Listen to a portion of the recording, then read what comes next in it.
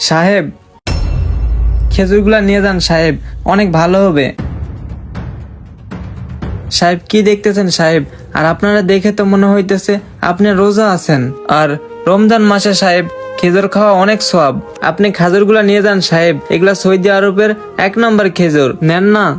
আরে তুমি কি করতেছো? পাটা ছেড়ে দাও। আর দেখে তো ভালোই মনে হচ্ছে। আর 2 প্যাকেটে কত নিবা? স্যার, সত্যি আপনি খেজুর নেবেন?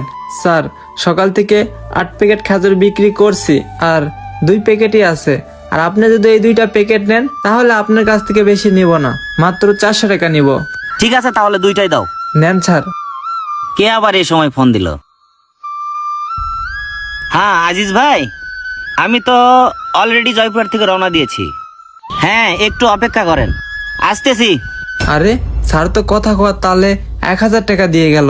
Sir, sir,